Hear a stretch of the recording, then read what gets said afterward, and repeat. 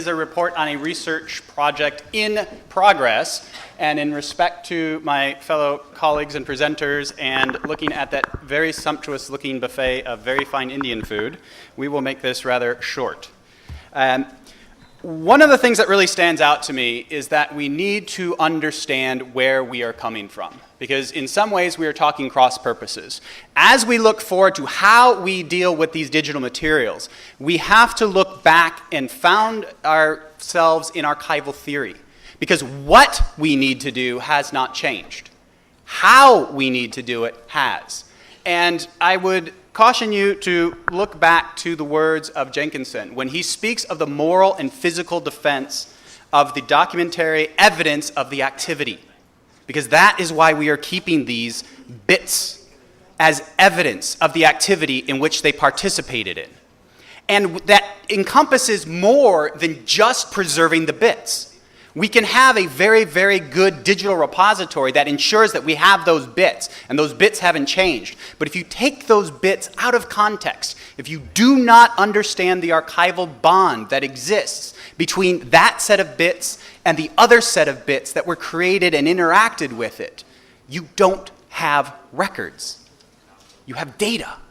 And there's a very significant difference, particularly from a legal perspective, between data and records.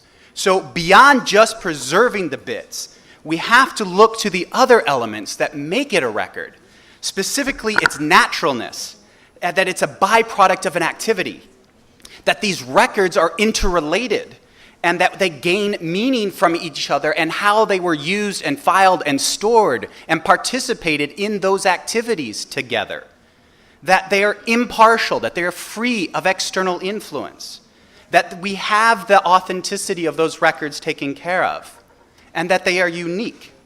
And I'm going the wrong way. And the uniqueness is helped derived from that context, so that we can tell one version of a record from another. Just because we have the same file with the same hash from two different sources doesn't mean it's the same, because it's the context in how they were used that help establish its recordness. So we're at a junction right now where archives are transitioning from what has been a semi-passive response paradigm where we will take those records in when the producers are done with it, to one that is driving preservation and compliance and the information assurance. That we have to become more proactive in influencing system design, technology acquisition, and implementation. Because if we don't bring that solid foundation of archival theory, then IT takes over. And we can see where that has gone thus far and where that has led us. One of the things that has been very clear from the Inter Pares study is that preservation begins at creation of the record. If you don't start capturing that identity and integrity metadata at the creation of the record, then do you really have a record? You have bits that have shown up that you're not quite sure and cannot validate and prove and document who, where, why, and what they are. All you know is you have bits. Yes, you can preserve those. Yes, you can maintain the integrity. But as Dr. Durante said, without that identity and understanding of the context, you don't have records. And so this is being further complicated by this increased use of the cloud. We've covered that pretty well. Organizations, both public and private, are shifting. Even we, as custodians of records, are moving ourselves to the cloud because of its ubiquitous, because of the ability to expand, because of the ease of implementation. So we ourselves are becoming clouds. And as a result, there's a risk dealing with the jurisdiction, the privacy, creating that metadata, storing that metadata outside the context of its original system is becoming divorced. So how do we maintain, how do we lock down that metadata so that we understand it is a record, not data? So in supporting the authenticity, we have to understand, what does that mean? Maintaining those bits does not necessarily mean that record is authentic. It is important, but there's more. It requires an understanding of the identity of the record so that you can determine one version of a record from another, the sender from the receiver, the draft from the final. And that in order for a record to be what it purports to be, requires an understanding of the intent and context of the creation, the transfer of the record to its final resting place and all steps in between, and then the maintenance of that record moving forward, both the chain and the process of custody. And in digital records, unlike the analog world, preservation necessitates repeated conversion and migration. That is a given. It's not a question of if, it's a question of when. We have to migrate, we have to convert. There is no universal storage medium that is going to last forever. There is no universal file format that will last forever. So we have to understand how this process is going to occur. How do we document it? What came in, what we have, and where we're going. Because authenticity cannot be established by the bits themselves. It is the context surrounding it, the creation, the handling, the maintenance, that determines that presumption of authenticity of those records.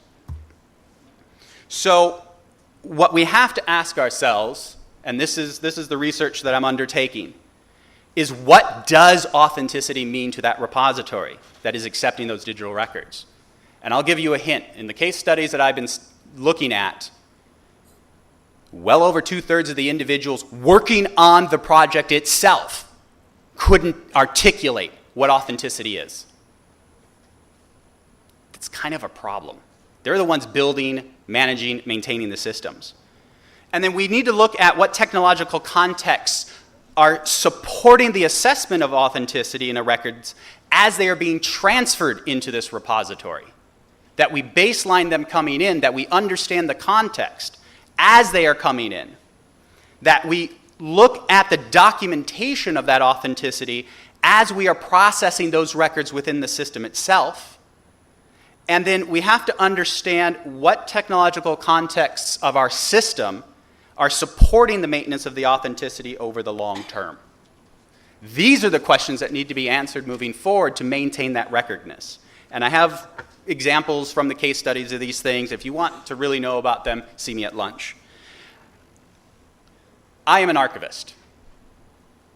After becoming an archivist, I realized I was obsolete because I didn't know enough about technology. I went back and got a master's in computer science. I built the Washington State Digital Archives. I managed it, had a team of developers. 122 million records and 60 terabytes of data right now preserved in an authentic, trustworthy archival system based on archival theory. So I know of what I speak. And I would caution all of you to be careful not to fall in the trap of becoming a data warehouse. Yes, you preserve the bits, but there's more. It's more to become an archives and to store authentic, trustworthy records from a legal perspective. And that we need to be more concerned about maintaining that authenticity in the archival bond than how quickly we can move from SIP to DIP, or what that lady in the black sweater wants that record transformed as, or how we can commercialize the materials that we are holding.